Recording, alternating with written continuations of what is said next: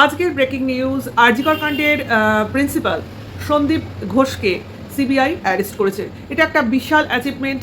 যারা আন্দোলন করছেন, যারা প্রতিবাদ মিছিলে সামিল আছেন, তাদের কাছে একটা বিশাল অ্যাচিভমেন্ট। কেন আমরা এতটা রিলিফ বোধ করছি সেটা অবশ্যই দর্শকদের সামনে আমি নিয়ে আসছি।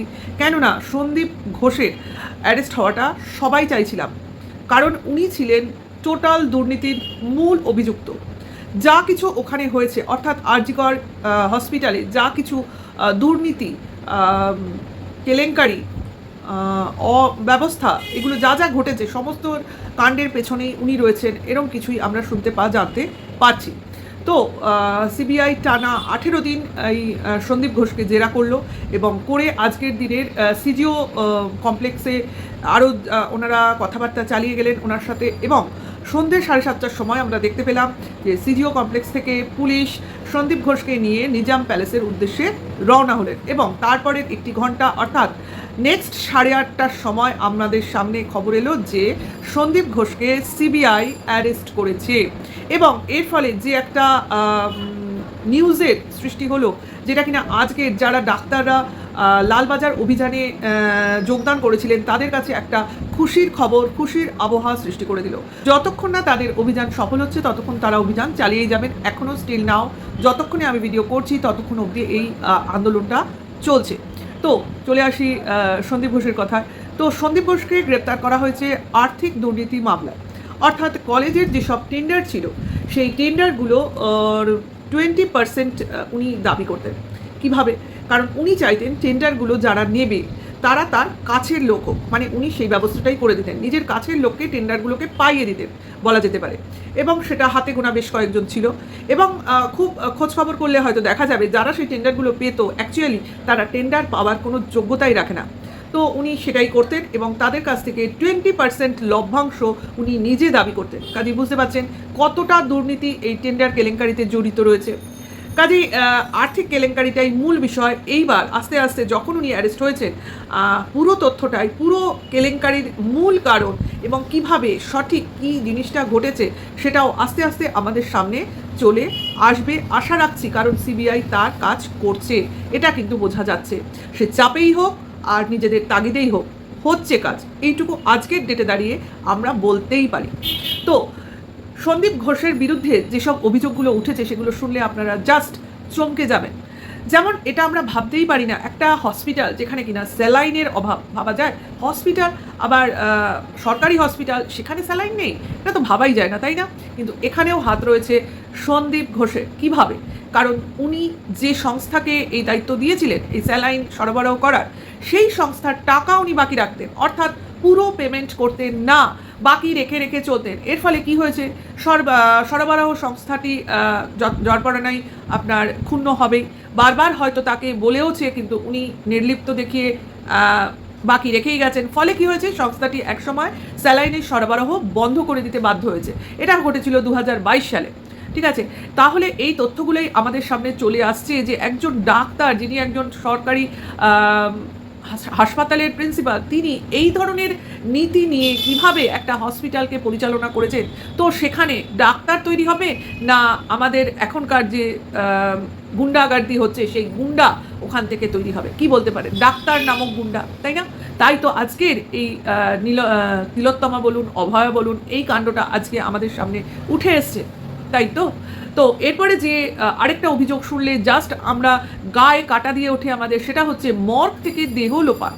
ভাবতে পারেন, এমনও শোনা গেছে যে পরিবারদের, যার যেসব পরিবারের ডেড বডি, যে ডেড বডিগুলো যে পরিবারে, সেই পরিবারকে হয়তো খবরই দেওয়া হতো না, অর্থাৎ তারা জানতেই পারতো না যে তাদের পরিবারের বা স্বজনের বডি এইভাবে লোপাট হয়ে যাচ্ছে।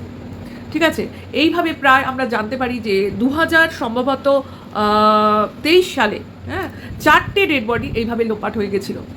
এবং এইভাবে বডিগুলোর যে রেজিস্টার, সেইগুলোও লোপাট হয়ে যেত, যাতে কোনো রকম চিহ্ন, কোনো রকম মানে এভিডেন্স থেকে না যায়। এবং অনেক সময় উনি এটাও করেছেন, পরিবারের অনুমতি ছাড়া, আমরা জানি মৃতদেহ অনেক কাজে লাগে, ডাক্তারির পড়াশোনার কাজে লাগে, অন্যান্য মেডিকেল কলেজগুলোতে উনি সাপ্লাই করতেন। এক্ষেত্রে তো পরিবারের অন্তত পারমিশন নেওয়া উচিত ছিল, উনি সেটাও করতেন না, কারণ উনি এখানে নিজের প্রভাব পাওয়ার এটাকে কাজে লাগাতেন। জাস্ট ভাবা যায় না কতটা দুর্নীতি নিয়ে উনি এতদিন চলেছেন।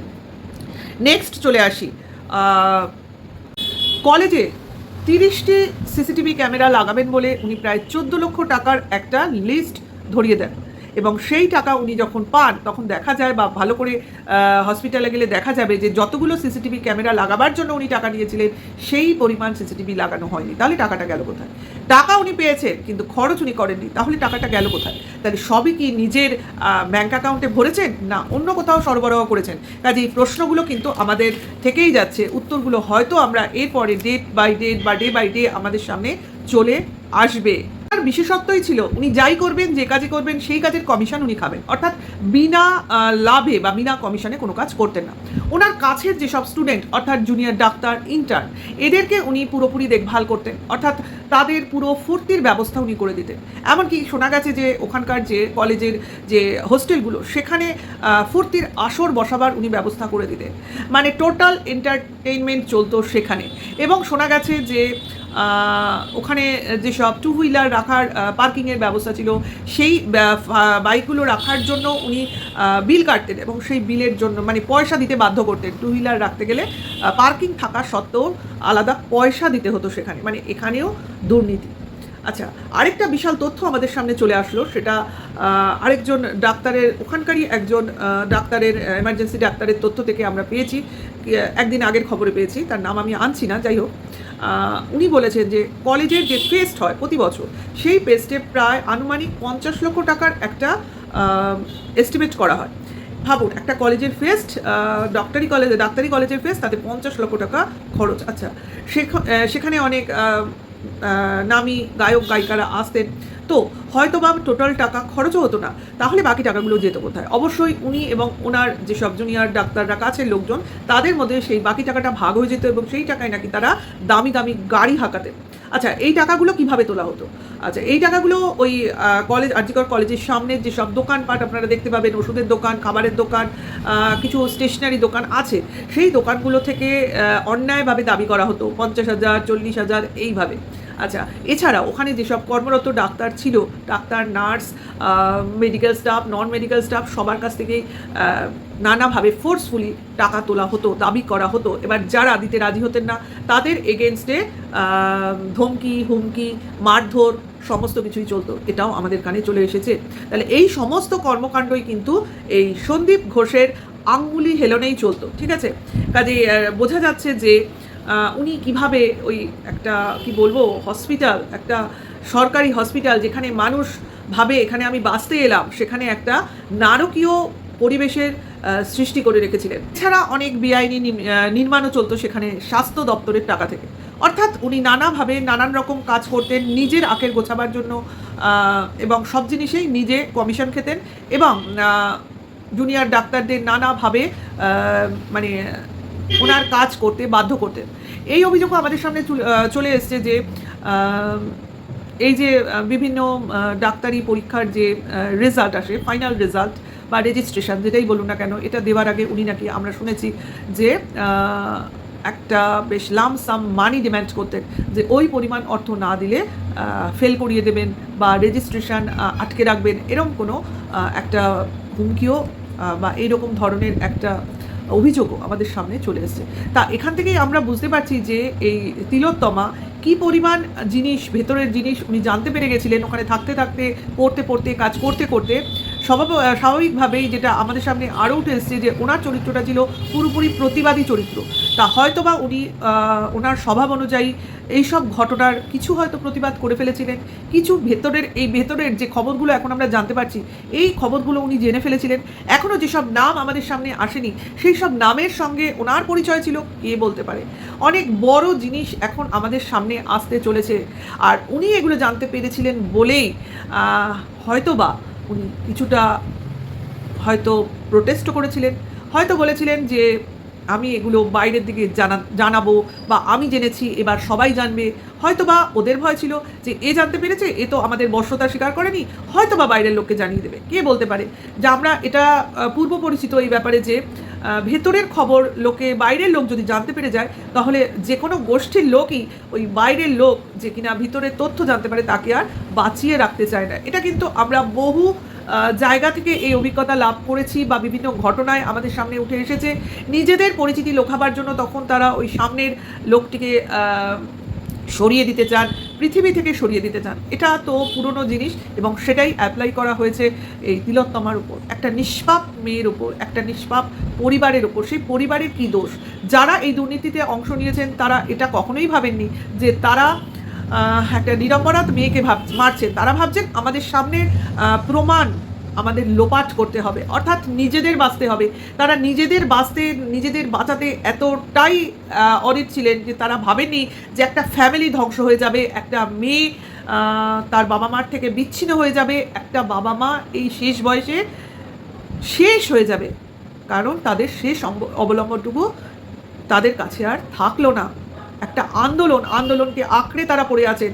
এই আন্দোলন যখন শেষ হবে তখন তো তারা ক্লান্ত হয়ে পড়বেন। ভাবি তখন কি হবে তাদের।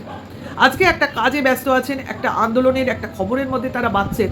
এই খবর যখন শেষ হয়ে যাবে, এই আন্দোলন যখন থেমে যাবে, অপরাধীরা যখন শাস্তি পেয়ে যাবে, তখন এই বাবা মা কীভাবে দিনটা কাটাবেন? যারা এই অপরাধগুলো করেন তারা একবারও ভেবেছেন, এরা তো ডাক্তারই, আশা করি যেসব অপরাধীদের নাম আমাদের সামনে চলে আসবে, হয়তো বা এরা কোনো ডাক্তার, জুনিয়র ডাক্তার বা সিনিয়র ডাক্তার বা কোনো প্রভাবশালী ব্যক্তি, কোনো ছোটোখাটো ব্যক্তি তো হবেন না। কারণ ওই জায়গায় ওই অবস্থায় প্রভাবশালী ব্যক্তি বা ওখানকার লোকজন থাকা ছাড়া আর তো কোনো লোক থাকতে পারে না। যদি বাইরের কোনো লোক থাকে তাহলে এদের মদতেই থাকবে, তাই না? সব রকম আমাদের ভেবে নিতে হবে যে এই জিনিসও হতে পারে। হয়তো বা ওখানকার কারোর নির্দেশে বাইরে থেকে কোনো গুন্ডা বাহিনী এসেছিল, অথবা ওখানকার থাকা জুনিয়র ইন্টার্নরা এই কাজ ঘটিয়েছিল, হতে পারে। তবে এটা আজকে প্রমাণিত যে একার দ্বারা কোনো কাজ হয়নি। কারণ ওদিকে সঞ্জয় রায় সেও বলে দিয়েছে যে তাকে এই কাজে ফাঁসানো হচ্ছে। এই খবরও আমাদের সামনে চলে এসছে, কারণ তার রিপোর্টও আপাতত এইমসের কাছে পাঠানো হয়েছে, তার পলিগ্রাফ টেস্টের রিপোর্ট। আশা করি সেই রিপোর্ট যখন চলে আসবে আমাদের সামনে এইমসের ডক্টরদের কাছ থেকে ফাইনাল রিপোর্ট, তখন আমরা সেই নিয়ে একটা কোনো খবর তৈরি করতে পারবো। 10টা কোয়েশ্চেন তাকে জিজ্ঞাসা করা হয়েছে এবং 10টা কোয়েশ্চেনের উনি উত্তর দিয়েছেন এবং সেই ভিত্তিতে একটা ফাইনাল রেজাল্ট আমাদের সামনে আসতে চলেছে। সেই রেজাল্টের অপেক্ষায় রয়েছি। আশা করি সেই খবরও আবার চলে আসবে আমাদের সামনে। তবে আজকে অনেকটাই রিলিফ বোধ করছি যে মূল অভিযুক্তকে অন্তত ধরা হলো। এরপরেরটা আস্তে আস্তে সমস্ত ব্যাপারটাই চলে আসবে। আজকে বোঝা যাচ্ছে সিবিআই কীভাবে তাদের কাজটা করছিলেন। তারা টোটালি নজর রাখছিলেন, টোটালি দেখছিলেন যে সন্দীপ ঘোষ কীভাবে রিয়াক্ট করেন, কিভাবে কার কার সঙ্গে কথা বলেন, তার মুভমেন্ট, তার চলাফেরা, তার দিনযাপন, টোটালটাই তাদের মানে ইন্টারোগেশনে ছিল। এটা আজকে বোঝা যাচ্ছে। তাই আজকের রেজাল্ট অ্যারেস্ট। এইবার এই অ্যারেস্ট ঘটলো, এরপরে আমরা জানি এরপরে হবে মেডিকেল টেস্ট, দেন তাকে কোর্টে পেশ করা হবে। দেখা যাক পরবর্তী ক্ষেত্রে আবার কি নতুন খবর আসতে চলেছে। কারণ শেষ ভালো যার, সব ভালো তার। সেই শেষটা ভালো দেখার জন্য আমরা অপেক্ষা করে আছি। যেভাবে আমরা প্রতিটা ব্যক্তি সর্বস্তরে, সর্ব জায়গায়, কী ছেলে, কী মেয়ে, কী ডাক্তার, কী আপনার শিল্পী, কলাকুশলী, সাধারণ লোক, কলেজ স্টুডেন্ট সবাই ঝাঁপিয়ে পড়েছে এই আন্দোলনে। আমরা জানি আমরা এই আন্দোলনে আমাদের উপর নির্যাতন না হলেও আমরাও কোনো সময় এই নির্যাতনের অংশ হয়তো বা হব ভবিষ্যতে। এই ভয়টা আমাদের মনে এখন বাসা বেঁধেছে, কারণ আমরা এখন নিজেদের নিরাপত্তা দেখতে পাচ্ছি না। কারণ টোটাল পুলিশ প্রশাসন করাপ্টেড হয়ে যাচ্ছে। তারা ভয় পাচ্ছে, তারা চাপে পড়ে রয়েছে শাসক দলের। কারণ এই শাসক দল শুধু জানে মানুষকে ভয় দেখাতে, চাপে রাখতে এবং তাদের দুর্নীতি চালিয়ে যেতে। এখানেই আমি আমার কথা শেষ করব। ভালো লাগলে পাশে থাকবেন, নেক্সট ভিডিও ওয়েট করবেন। Tata, by.